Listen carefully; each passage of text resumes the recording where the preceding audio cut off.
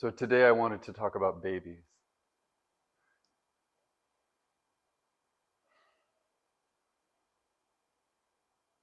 For some reason.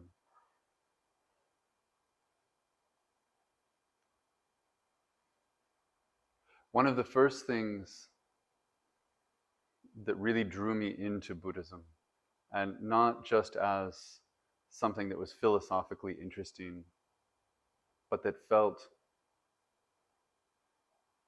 that felt like a challenge that I needed to take up, was listening to a teacher talk about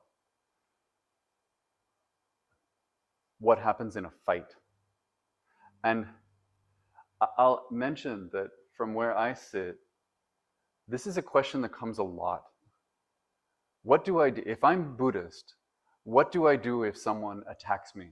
What do I do if there's a physical threat? This concern comes up because I think there's an idea that the Buddhism represents some particular kind of gentleness or pacifism that feels at odds with personal safety. So I actually have received this question many, many times. But for me,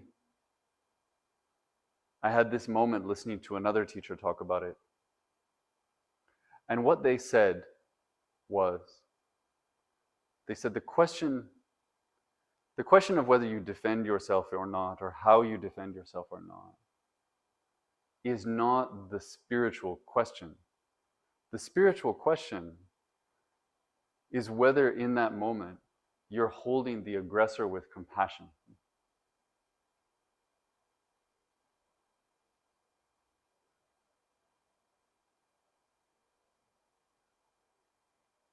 Even in that moment of threat,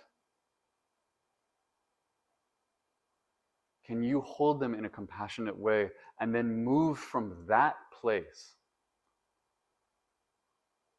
so that whatever happens next becomes an act of compassion? And when I heard that, when I was probably 18, I thought, wow, Buddhism's really hard. But hard in a way that made me think, if I don't take this up, I'm denying something important.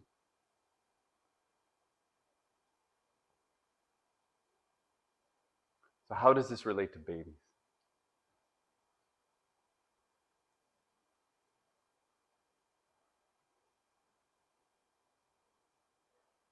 When we're in the room with a baby, and today, those of us who are here, we got to be in the room with a baby.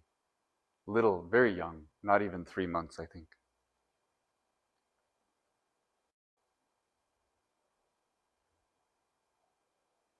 There's something so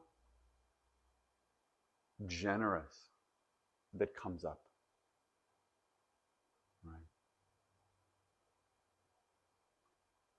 At times, the baby was making noise, and it was, if anyone else had been doing the same thing, we would have said, what a disruptive person this is. Right? But because it's a baby, it's different. And I look and I can see people smile a little bit in this moment when they hear the baby cry out.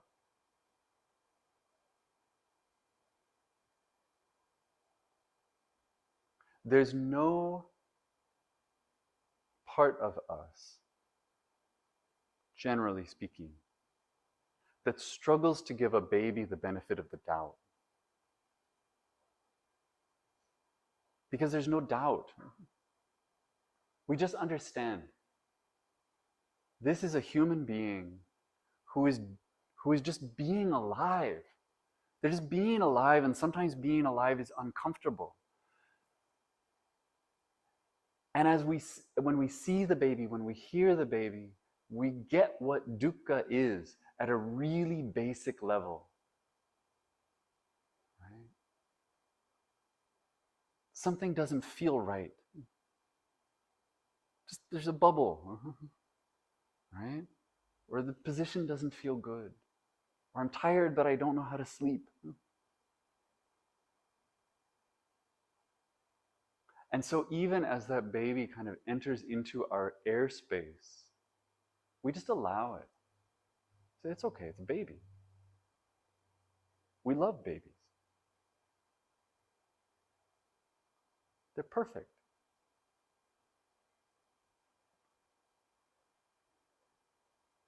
It's a good feeling.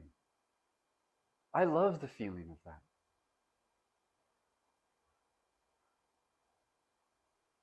I think being around a baby often feels like my best self. Because there's nothing to withhold. There's no story in my mind that I should somehow hold back from this.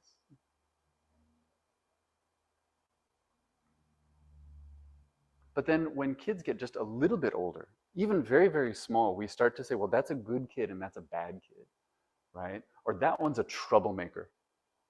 And maybe if we aren't quite ready, maybe if it feels a little too childish to get mad at the kid, we start directing something at the parents, right? And we say, there's a problem with this child. And maybe I'm not going to blame the child yet. I'll wait a couple of years before I can get into that.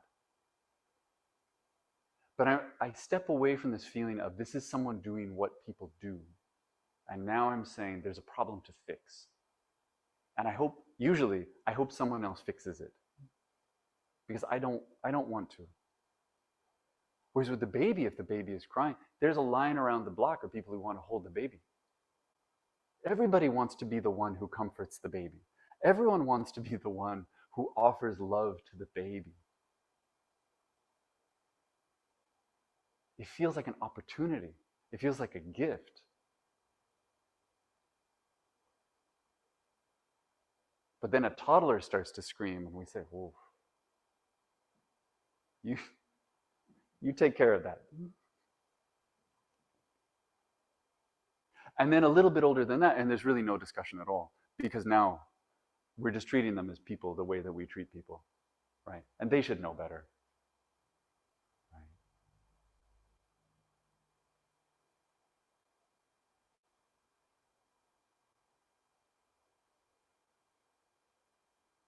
When I first heard this idea about being compassionate toward, I think in that talk it was framed as enemies, but compassionate toward the people who are wronging me. I knew that was hard, but there was also a part of it that I wanted to dive into right away because it was so abstract. You know, there was no aggressor for me. There was no one that I perceived as trying to do me harm. So the idea that I could extend that kind of grace to someone who was, that felt great. I wanted the opportunity to do it. I wanted to be the person who was the bigger person. And then with time and with experience, and I think with shifts in the world, I find myself today in this moment of being told all the time that I have a lot of enemies. That there are a lot of people out there who are on the other side. I'm on this side and they're on that side. And when I read the news that is coming from my side, and I hear that someone on the other side suffered some sort of defeat, it's presented with glee, right? Woo! And when someone on the other side suffers a humiliation, it's almost better, right? We get to celebrate that the person who is the aggressor is being put in their place. It's an era of Schadenfreude.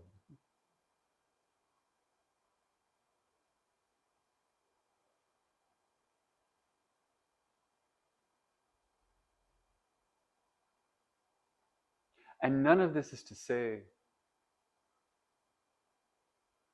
that people shouldn't suffer defeats. Right? Aggressors are aggressors, and aggression is not right. Right? There are people who need to be stopped in their tracks. There are people who need to be put in jail. It's the way the world works. Because we need to keep people safe. But that's the practical question. It still leaves open the other question about what we want for them. And so often what we want for them is defeat. And what we want for them is humiliation. And what we want for them is some sort of punishment. And it stops there. Because we want to make sure that they learn their lesson.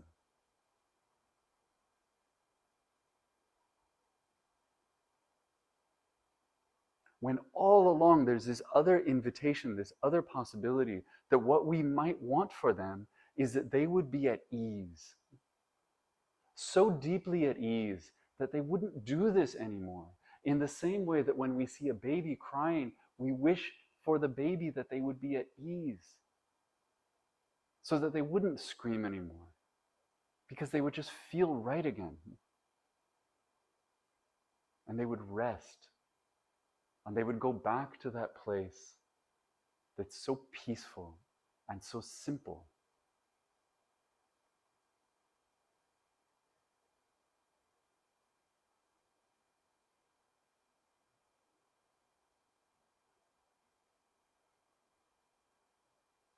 And like everything I talk about, I'm saying this to you because I'm saying it to me. Because I forget. I forget that I can want someone to stop, and I can also want them to be well in the same breath.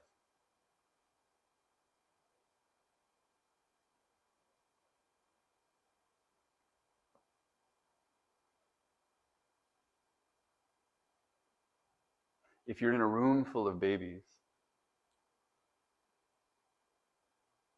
and a baby cries, right? Often other babies start to cry, right? There's a discomfort that spreads.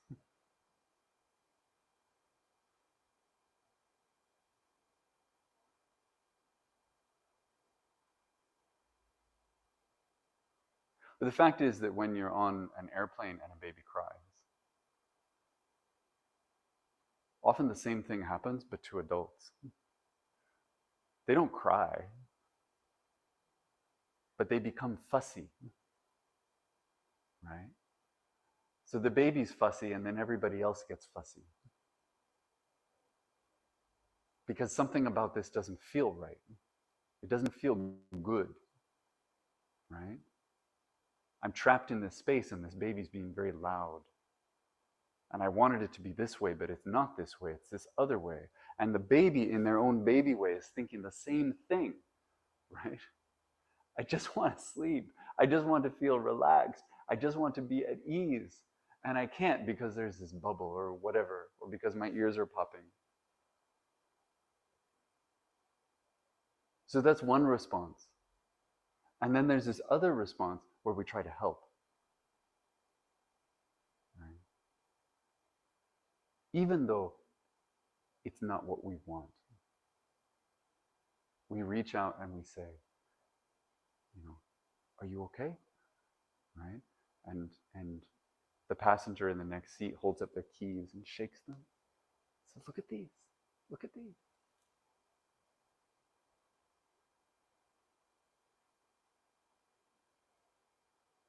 I don't think there's much in the culture today that really suggests that we should be the people who try to help.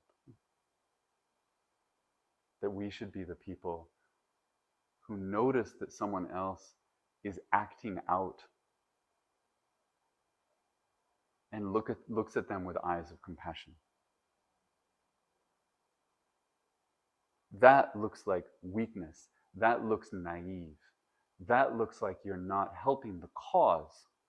Because the cause has a central purpose of putting things back the way they should be, whichever side of that you're on.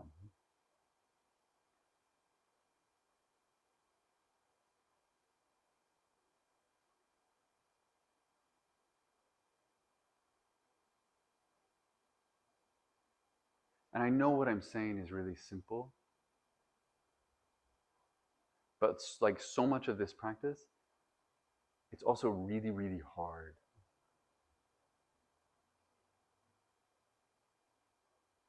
Can we look at the people that we see as being over there and recognize that people do what they do for reasons that we understand? Because dukkha is dukkha is dukkha.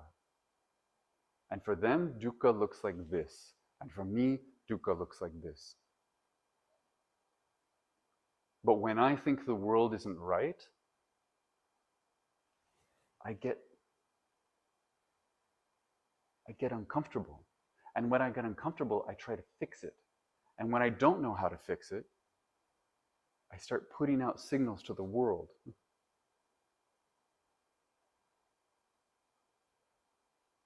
Those signals to the world can become aggressive. They can become hurtful. That's the progression that this tradition has been mapping for 2,500 years. Right? We experience something, we have a reaction to the thing. And the reaction to the thing moves toward an action, and the action, more often than not, is an unskillful reaction. And met with our own unskillful reaction, we usually dig deep. We dig in to another unskillful reaction. But at the base of that is this feeling that something is off. And everyone I see on the street has the same feeling.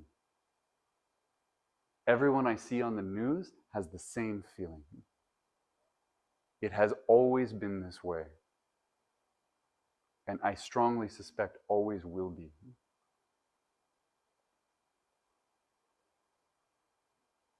And so there's no complexity in the task of how we meet that. Right? Again, not on a practical level. The practical level is hard. The practical level requires all sorts of decisions about what is appropriate and what is just. But on this other level, what am I allowing and what am I not allowing?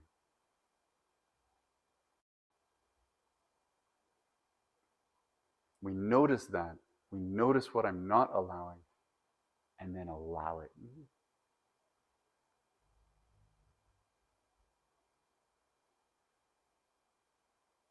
And that's where I'll stop.